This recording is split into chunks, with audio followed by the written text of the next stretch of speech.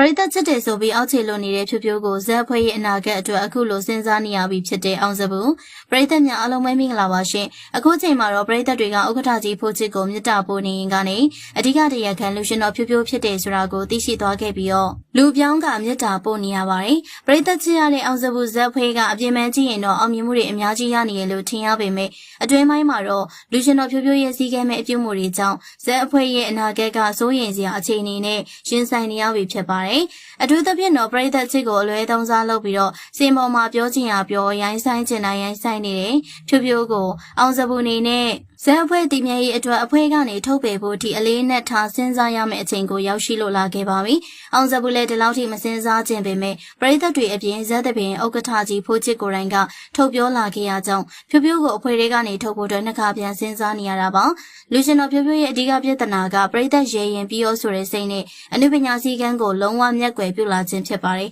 အနုပညာရှင်တယောက်အတွက်အဖွဲ့အစည်းဖြစ်တဲ့တပင်အစည်းအရုံးကချမှတ်တဲ့စည်းကမ်းတွေကိုလိုက်နာဖို့ပြက်ကွက်ရုံတင်မကောင်းခံဝင်ကတိလက်မှတ်ထိုးခိုင်းရင်ဖော်ကင်နဲ့ထိုးထည့်လိုက်မယ်ဆိုတဲ့အထိစကားကိုပါပြောဆိုနေကြတာပါအခုလိုမျိုးရိုင်းဆိုင်လာတဲ့အသုံးနှုန်းတွေကိုစေမော်မှာပြက်လုံးဖြစ်နေသုံးနှုန်းပြောဆိုနေတာက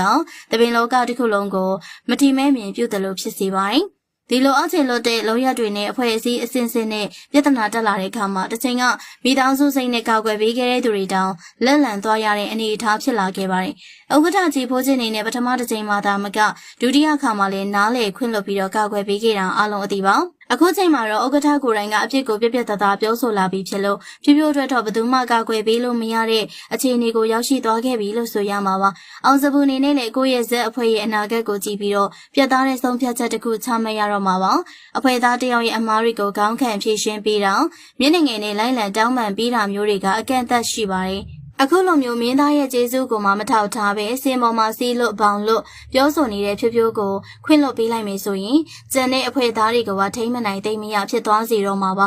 တကြိမ်တစ်ခါမကခဏခဏပြဿနာရှာနေတဲ့လူရှင်တော်ဖြိုးဖြိုးရဲ့လုပ်ရက်တွေကခွင့်လွှတ်ပေးတာနဲ့မတန်အောင်နောက်လဲပြဿနာရှာမှတေချာတဲ့လောက်ရှိနေပါတယ်။ဒါကြောင့်မလို့အောင်စဘူးနေနဲ့သူ့ရဲ့ဇက်အဖွဲ့ကြီးတည်မြဲဖို့နဲ့ပရိသတ်ရဲ့အချစ်တွေနဲ့လေးစားမှုတွေကိုပြန်လည်ရရှိဖို့အတွက်ပြဿနာတွေအမြင်ရှာနေတဲ့လူရှင်တော်ဖြိုးဖြိုးကိုအဖွဲ့ကနေအပြီးပိုင်းထုတ်ပယ်ဖို့အတွက်စဉ်းစားနေရပြီဖြစ်ပါတယ်။လူရှင်တော်ဖြိုးဖြိုးနေနဲ့အခုချိန်ထိကိုယ့်ဘာသာကိုပြန်လည်မသုံးသပ်ပဲဆက်ပြီးတော့အောက်ခြေလွတ်နေအောင်မယ်ဆိုရင်တော့အောင်စဘူးအဖွဲ့ကနေထွက်ခွာရရုံတည်းမကောင်းတပင်လောကတစ်ခုလုံးရဲ့အပေကံဘဝကိုရောက်ရှိသွားနိုင်ကြောင်းပရိသတ်တွေကတော့ဝေဖန်ထောက်ပြနေကြပြီဖြစ်ပါတယ်။လူရှင်တော်ဖြိုးဖြိုးရဲ့အခုလိုလိုရက်တွေကြောင့်အဖွဲ့ကနေထုတ်ပယ်ခံရတော့မလို့ဖြစ်နေရတဲ့အပေါ်ဘလို့မိုက်ကန်စွာဆုံးဖြတ်တဲ့နယ်လို့ထင်လဲဆိုတာမှတ်ချက်ပေးခဲ့ပါအောင်ရှင်။ကျေးဇူးပေးတဲ့အတွက်ပရိသတ်များအားလုံးကိုကျေးဇူးအထူးပဲတင်ရှိပါတယ်ရှင်